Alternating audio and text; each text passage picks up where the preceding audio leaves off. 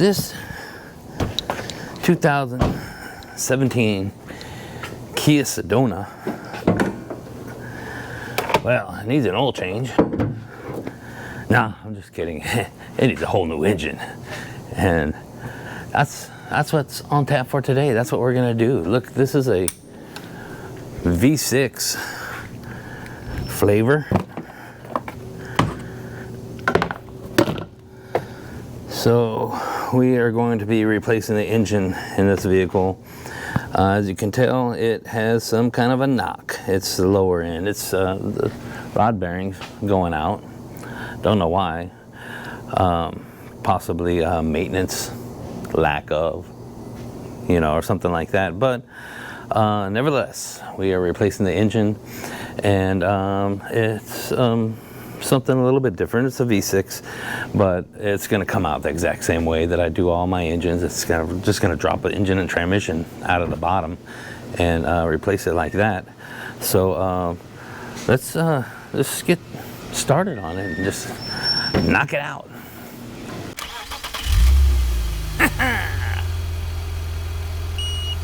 Oh no.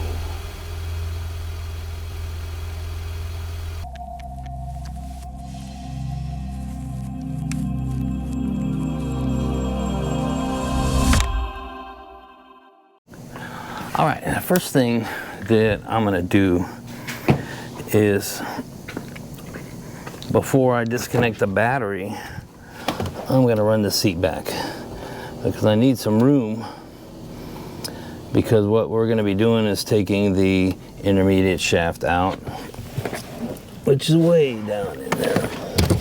So I'll be getting in here, taking that bolt out right there to remove the intermediate shaft. But what I'm gonna do right now is disconnect this battery. And yeah, this is a brand new battery. I had to put a brand new battery in it just to try and get it running, trying to diagnose what's going on. So disconnect the battery. I'm gonna get it up in the air, and I'm gonna take everything off the bottom first. The subframe, suspension, I'm gonna drop all that, just get everything out of the way so that we can drop this engine down. And then I'll come back up here and I'll start taking out every single thing I need to take off that's connected. This has a power steering system. So, well, of course it does, but it's a hydraulic power steering. So we got power steering fluid that we're gonna have to deal with on that rack down there, which is on the subframe. So, and it's a full subframe.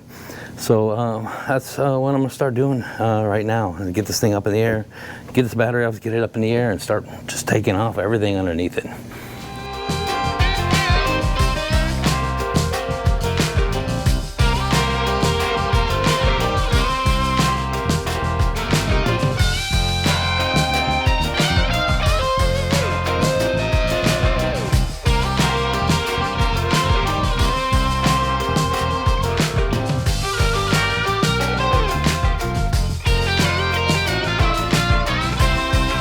Okay, now I need to get in here and disconnect the intermediate shaft. You want to make sure, if you disconnect the intermediate shaft for any reason at all, especially if you're taking the vehicle apart the way that we're taking it apart here, you want to make sure that you get the lower control arms, the tie rod ends off first before you disconnect the intermediate shaft. Otherwise, you can knock that thing and it will never line up. And you can see I'm putting a mark on the intermediate shaft so that I get it right back in the same spot that it was. That way your steering wheel's not off whenever you put it back together. And if you were to take this intermediate shaft off first and then start knocking on those tie rod ends, then the steering rack will turn and you might not get it back in the same spot. Even if you put a mark on it, it may have spun. So this is fairly easy. I just mark it and then I pull that bolt out and the intermediate shaft just comes right off of there.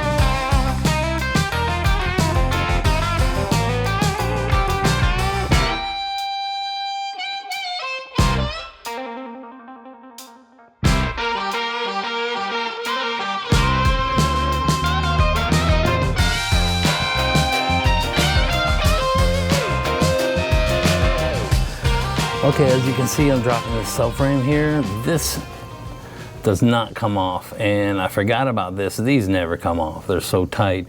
There is a hose that goes up here, and there's a bracket that actually attaches to the top of the intake plenum. Of course, this one wasn't attached. There are no bolts. I don't know, somebody took it off and didn't put it back on.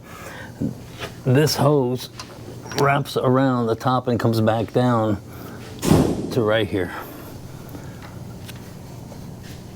Right here to the pump. So I need to get that off.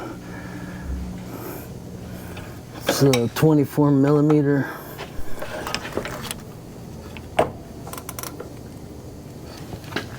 Come on, get off of there. Oh, everything's tight. So once I get, oops, once I get this off, I can drop this hose down and get this subframe out of here and just start working on everything else.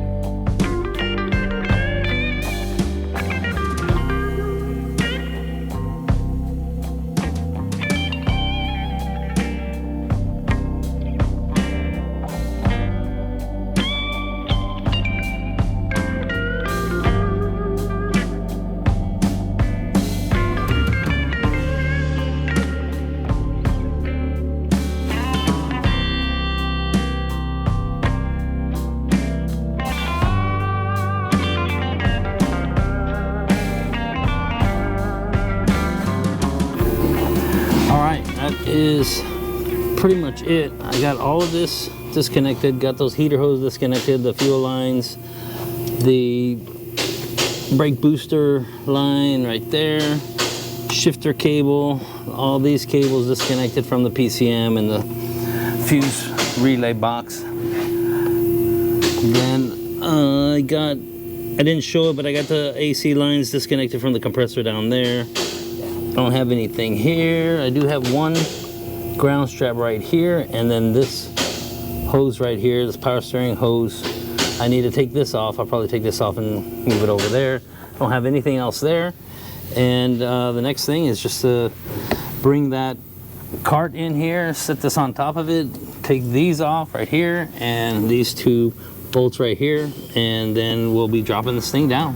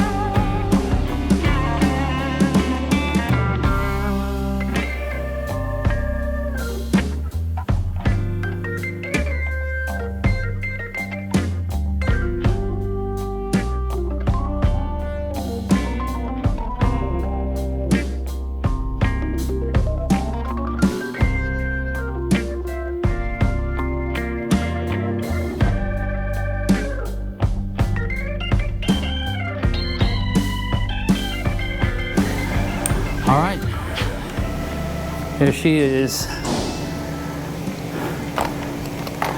We got a lot of work ahead of us to get this entire wiring harness off. Intake plenum, intake manifold, and then there's a coolant pipe that goes below that. We got this coolant crossover in the back here, and exhaust manifolds, accessories, compressor, alternator, another exhaust manifold, and of course we got to deal with this high pressure fuel pump system right here, where this needs to, no, this one right here needs to be replaced. This one that goes around here. Let's look at the new engine. So here's the new one in the box, still in the box. So you can see how there's a coolant pipe that runs along here. This is the oil sending unit right there. And so it is a long block, and it has most sensors, but not all. We got cam position sensors right here, cam position sensor, cam position sensor. We got oil control valves right here, oil control valve here, oil control valve here, but that's pretty much it. So let's start taking this apart, get this wiring harness off of here, and it's intake manifold, or intake plenum, intake manifold, exhaust manifolds, all accessories, and let's just start tearing her apart.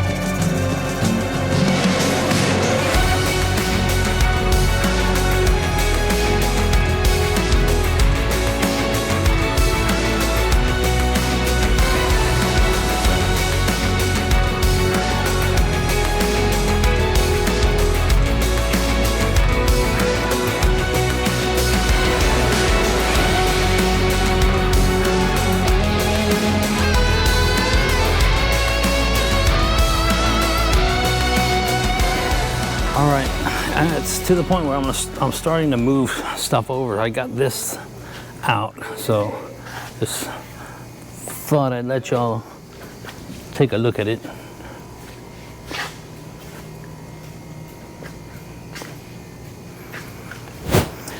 Okay, I need to get this alternator off, and the starter is in here. So I'm gonna get this exhaust manifold off before I get the starter off. I'm not gonna move this exhaust manifold over to the new engine. You know, not until I get the starter on. I can't get the starter on until I get the new engine onto here. So this stuff is coming off and it's gonna be set aside. Probably, you know, along with the compressor, and you know, I got some pulleys, got the power steering pump has to come off. So there are the knock sensors that were in here. I had to move those over to here, and I got some wiring harnesses and stuff that I need to figure out. So I wanted to move those over to this thing first, just so that I wouldn't forget how they went on there. So it's just easier to do it with this thing out, so that's why I pulled it out. So I'm gonna start taking all the rest of this stuff, just little doodabs and things off of here, and get these exhaust manifolds off, the rest of the accessories. We still got an axle intermediate shaft sitting down here. I got to get that off. So I'll just start on one side. Probably this side's the easier side. Do that side first, then this side. Then we can flip the thing around, disconnect the engine from the transmission, and pull the engine out and bring in the other one. So let's get to work.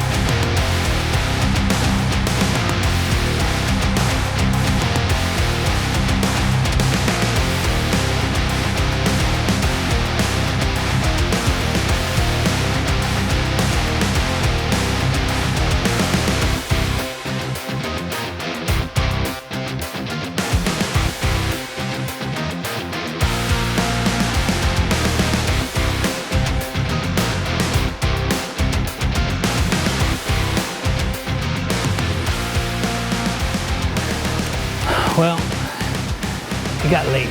It's been a heck of a day. Working on this thing all day long. It is 6 o'clock now. Actually, it's after 6 o'clock. So, pretty much done most of it. I've just got all this stuff to do underneath here. Get all this together. I've got the subframe on. I got the lower control arms. I got the intermediate shaft hooked up. I still need to hook up the tie rod ends and these end links, but pretty much everything underneath is done, you know, of course, except for the cover and that dog bone mount. But we're gonna get on this like first thing in the morning. We'll just knock this out real quick and just finish it up. It's close. We're close. So I'll see you tomorrow.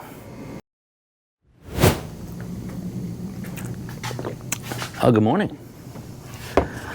Back on this. I know that I haven't really talked much about what's going on with this thing, and we're just kind of shooting through the video trying to get her done. And truth is, I don't know. I have no idea, you know, why this happened. The only thing I can think of is early on in its life, it had a lack of maintenance. I haven't gone through all the maintenance on the vehicle, and the reason is the vehicle doesn't have any warranty. It's got over 100,000 miles, and a rod bearing has gone out in it. Rod bearing is spinning or whatever. Either way, we need to replace the engine. Now, the customer tried to get the engine covered under a warranty, a loophole, I guess, and there's no way that could possibly work. There was, many years back, a problem with a 3.3 liter, and that's what this is, 3.3 liter engine, in which there were a few vehicles that had an issue with the crankshaft, and there was a bulletin that came out, and in that bulletin you had to pull the oil pan down, pull everything down below it, and look at the lot number on the crankshaft, and if it fell within that lot number, then you would replace the engine. But that was for a Sorento. This is a Sedona, and there's no possible way that that engine with that lot number would end up in a Sedona. It's impossible, completely impossible. I mean, if that happened, you basically just ruined your chances of winning the lottery. You should have won the lottery. Should have gone and tried to win the lottery instead. I mean, it's just impossible. So, and the customer went, you know, round and round with customer cares and stuff, and she's still trying to fight it, but they need their vehicle, so we just need to get this thing done.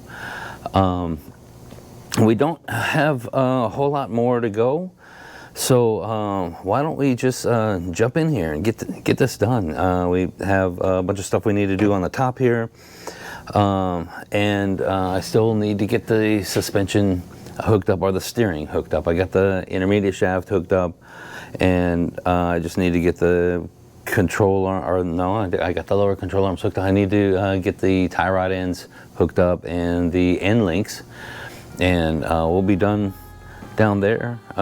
Just need to get all this stuff hooked up, everything put back in, get some fluids in it, and get it running. So let's just get to it.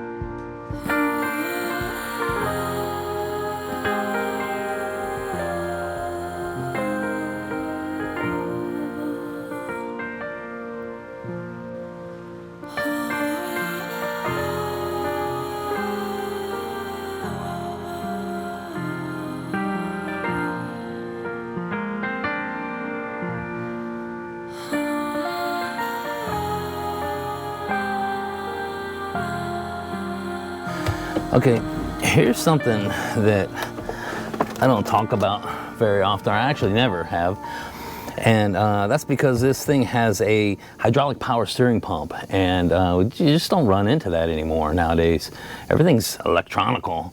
So I had to drain a bunch of fluid out of the power steering pump just to, you know, get this rack off and the subframe and all that stuff. So now we got to get it back in there. If I just pour fluid in there and I start it up, the pump is going to be pretty much dry. It's going to suck the fluid through, but there's going to be tons and tons of micro air bubbles, and it makes the pump whine, you know, and I'm sure a lot of you have heard the whining pump, and sometimes it can actually do damage to the pump. So with the vehicle off, fluid in there, I'm going to turn this wheel from stop to stop. I'm just going to keep turning it from stop to stop, and what that's going to do is the rack is going to actually suck the fluid in there. It's going to allow the air bubbles to bubble out. And so I'll continuously do this and then add fluid and then turn it and then add fluid.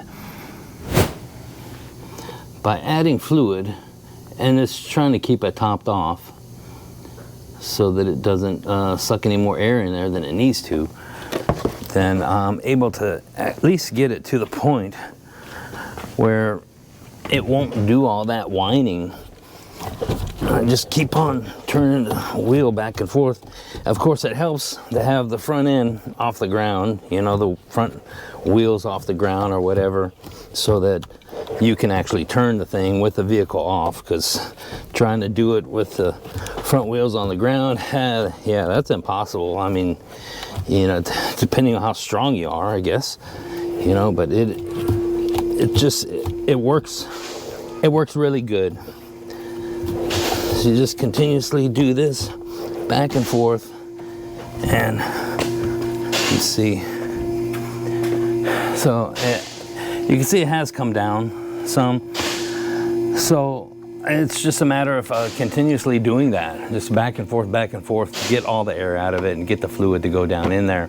And then when you finally start it, then you don't want to turn the steering wheel. Just don't touch the wheel at all. Get the engine running, and let's just go through all the procedures of getting the engine running, the coolant system burped and everything like that. We'll leave the power steering pump alone. We'll just keep an eye on this right here and make sure that, you know, we can add fluid to it if it needs it. When it needs fluid, add fluid, but don't touch the steering wheel. After it runs for a while, you know, it will actually bubble out all the air. And if you turn your steering wheel to the left stop, that's when it has high pressure, and that will push out any more air.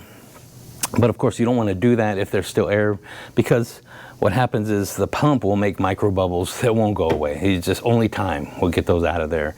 So if you don't turn the steering wheel and you let it run, it won't make all those micro bubbles, and it will bleed all the air out a lot quicker, and then you don't have to deal with all the whining and stuff. And it may whine a little bit at first, but just leave it alone. After it runs for a while, then you can slowly turn it to the left, and then get it to burp out anything else that's in there. And always keep an eye on this, you know, make sure that you don't run out of fluid, because that's just gonna, you know, be bad. I mean, it's just all the fluid, all the air that you tried to get out of there, it's all gonna be back in there again. So I'm to the point right now, I need to put some oil in here, get some coolant. I'm gonna go ahead and evacuate the cooling system. I need to get this AC hooked up and evacuate the AC system, get the AC charged, and we're in a home stretch, so let's go. All right, I got this right here vacuumed out. Right now I'm putting Freon in the system, and I got 6.3 quarts of oil in there. I'm going to put this coolant in there and turn this thing on. Starting to suck the coolant in. And see this hose is flat right here, that one down there. They come back around as it's sucking this in there.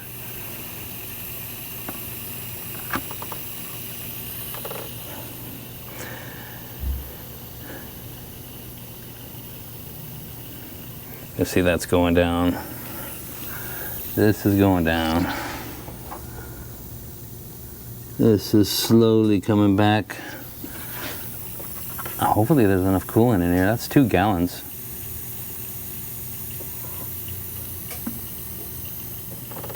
Yeah, we're almost at 0.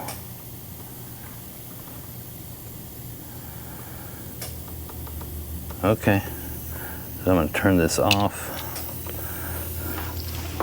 Hoses came back around. This thing's still working on charging. So I need to get this off and get this on here. I need to get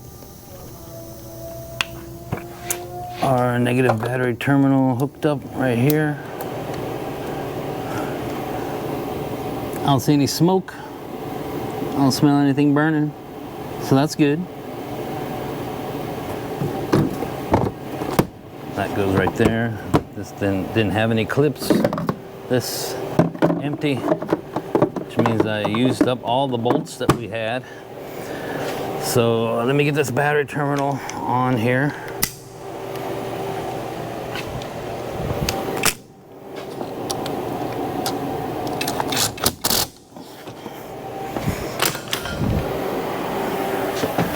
Pull this out of here.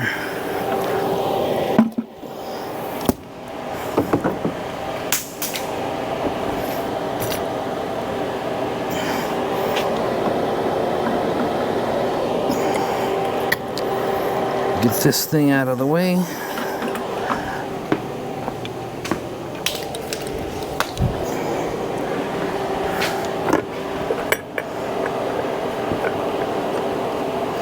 Now hook this funnel up right here to let the thing burp out any more coolant, any more air that might be in the cooling system.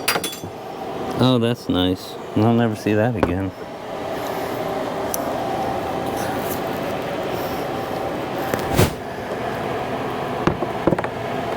I got it. Let's try this again. See if I can get this cap on. Yeah. All right, the AC system is done. I just need to do the final step, which I can't do until the thing's running. Get some coolant in here.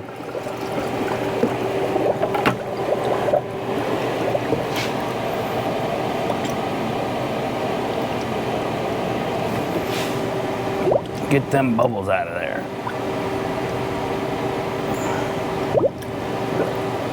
I can feel them.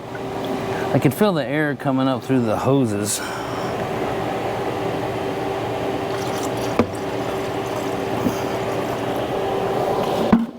So I think that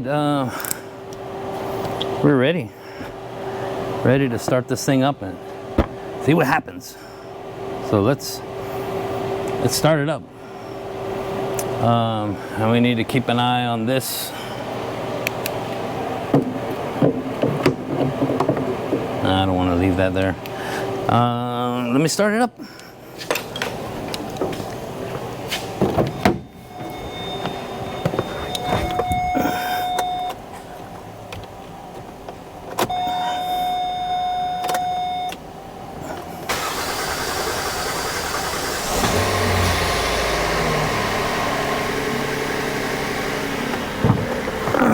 Instant oil pressure.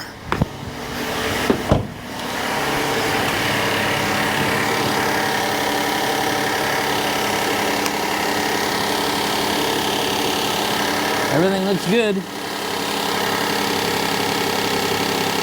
This thing dropped a little bit of fluid right there. Not much, which is good because usually if you don't get enough fluid in it, then all it does is just sucks the power steering fluid down right away, and then it starts wailing and making a bunch of noise. And I don't hear the power steering pump whining at all.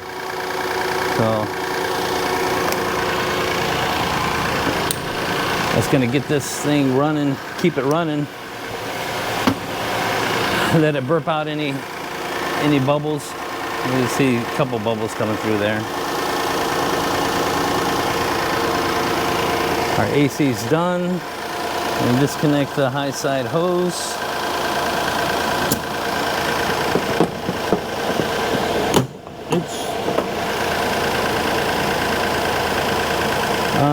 Connect the low side hose is connected and start the AC on max. So let's look at this thing. I still got it on the lift because of the power steering. I haven't touched the wheel. So yeah, we got 151,000 miles. We turn the AC rear and front. Maximum air conditioning. Rear on. Everything's cold. Let's get out of here.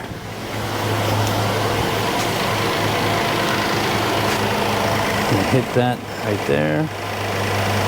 And what that's going to do is going to allow the compressor to suck out any remaining freon that's in this line, at least as much as it possibly can.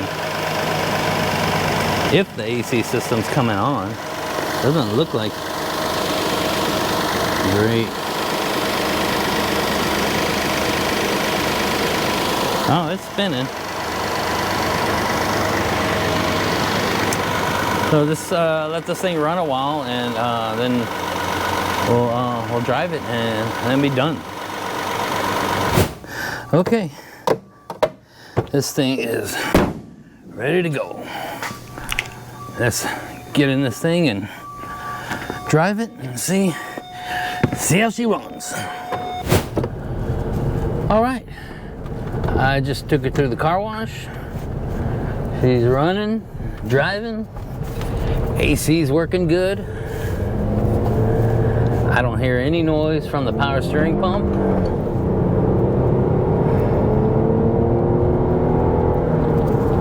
It's got a lot of power. Has a lot of power for, you know, little V6 engine.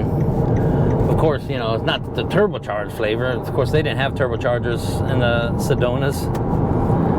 Why would they? But yeah, I mean, it's running good. Steering wheel's off a little bit, and it probably needs an alignment. So we'll see if the customer wants to do that. But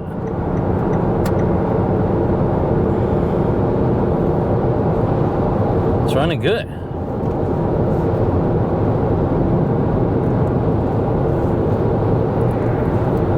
Cooling temperature is good. No oil pressure light, no lights on the dash. I adjusted the tire pressure, so TPMS light went out. Yeah, it's running good. So let's get back to the shop. Well, that's it. That's pretty much it for this one. The steering wheel is off to the right just a little bit, and I went back and I checked my intermediate shaft mark. I was right on the mark, but I decided just to take it off and go a notch the other direction just to see, and it just makes the steering wheel be off a little bit to the left. So the customers are gonna have to decide if they want to do alignment or not, but we're pretty much done with this. The engine's running good. It's got a lot of power, got no lights, no check engine light or anything like that. It's not overheating, no noises or anything like that. So that's pretty much it. I appreciate you sticking around. And hey, if you're wondering about the RX Revival, that is in production. Started filming on that already, got parts ordered, so that's going to be a good one. Also the CX-30 in Wonderland, we've got parts on that, fixing to start filming on that. So I got a bunch of stuff coming up, so make sure you hit that subscribe button, hit that like button.